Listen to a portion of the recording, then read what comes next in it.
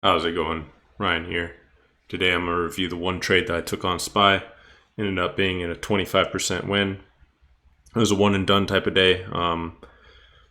I could have made a lot more had I held, but we'll get into that in just a second. For now, we're on the daily time frame here looking at SPY. We have some levels charted out. I'm actually going to back it up to the weekly since a few of these were off the weekly chart. It is only right to reference that. The first of these being 420, 420-ish. Call it 420.6. As you can see, as the top of these two candles closed above that level. Once we broke above it, found a bottom here before bouncing. Was the close of this candle. And rejected as we tried to push above once we got below. So that level is playing some important part. We had the 417.8-ish. It's hard to give you an exact level. 417.74 is what it's looking like. Same reasons. High of a few days, support on a few other days. On the weekly time frame, we also have this 409 or pretty much a 410 area. Same thing on weekly time frame. High this week, close below it on these 2 weeks before rejecting down. Found support in here a few times. We have this level right around 403.6. Same thing. Back-to-back hammer candles. That was the low of those two candles before we bounced and rallied up. So a big level for bounces potentially as we see our way making ourselves down. I think actually not all of these are even off the weekly time frame, but it is good, I suppose, when your daily and weekly levels pretty much match. We can jump into a daily time frame here and take a little look. So you can see kind of what those look like. So for instance, here we have 4 days in a row pretty much finding a bottom at that 420.5. That's significant. We have this kind of zone in between here, which we actually form like a little horizontal channel between those levels. You can see bottom of these 2 days here, and then kind of that 400 level down to the bottom. If I jump into a 15-minute, we can see, well, let's back it up. On the 4-hour here, I do have this resistance that I've drawn and just kind of found the tops of a few recent days. We can take a look at how that played out today as well. As we reached up towards it, we have this green level, which is the high of Friday. We have the red level, which is the low of Friday. And this kind of yellowish gold color is the high of the pre-market. That's all I was watching. I will back it up here. Actually, I won't back it up. We'll keep it right at the 4-hour. What I was looking for in terms of a bullish move to me would be a break above 417.74 for sure. And then you could see, maybe a move up towards 420 from there. But I was also looking at kind of this 415 level and this 412 level that we were sitting between. We had kind of bounced between, came down, found a bottom, and then the pre-market rallied up. So we were kind of gapping up from where Friday closed, looking bullish. To me, I wanted to see a break and close above 415 for a potential move up to that resistance.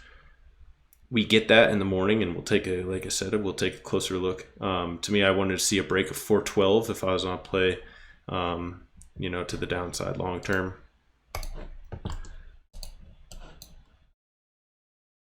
Here we are on the 5-minute. So the trade that I took was we came up, kind of test this 415 area. We did get that break above and hold above 415. I didn't like it though. I didn't take this trade. I didn't look for longs. And the reason is in the volume. As you can see, we have strong volume off the open, a little less volume on the second candle. Third and fourth drop off pretty significantly. And on the break above, we just weren't seeing the follow through in volume on the 5 or the 2-minute chart. So that kind of that slight break above the level, if it really broke above strongly and came down and retested, then I would feel differently. But just a slight break above the level, maybe by 10 cents, and on weak volume at that, I did not feel comfortable taking a long position here until I saw some more bullish indication. We didn't get that. We sold down as we broke below 415 and broke back into Friday's range as we broke below the high of Friday. I took the puts right here. So broke down a few levels, rejected off 415, and on the 5 minute we closed. We came up, retested this level, closed below on the 5 minute. That's kind of my, I guess, my trigger candle. What I look for in particular is I look for a close on the 5 minute at a key level, either showing that we're going to hold or that we're breaking a level. So we've closed 5 minute below this level, breaking it. So that's a close. Came up and retested it and closed below it again. So that's confirmation on the 5 minute. Once I had that, it entered here on the 2 minute when we were retesting Friday's high. I sold as we came down and touched the pre-market high. Now, if you look, we did sell off quite a bit. I didn't even pay attention to this. I don't know what this is. This looks like an anomaly. I have no idea what just happened there. That's a pretty odd candle. But in this move down, those contracts went 50, 60, 70%, probably more down here. I wasn't even around at this point. But when I was off, they were around 60% down here. I sold for 25% right here. They're 414 strike. Same day expiration. Took them at the retest here. Stop was a break above this candle's high here. So give myself 12 or so cents of risk, and I caught less than $1 move, but the contracts moved pretty nice. That being said, what I could learn from here, had a pretty tight entry close to where I'd stopped, so risk to reward solid. I did sell here fully and could have capitalized a lot more had I held. However, I'm trading a single contract. So if I'm up 25, 30%, I'm probably going to lock that in rather than risking holding out for 100% and ending up taking a loss. So also to note, we were within Friday's range. So we were inside the range of Friday's high and low. Generally, you get some choppier behavior, kind of things maybe more like this. You typically want to see, a breakout of the previous day's range and look for continuation in that direction or some sort of trend to form.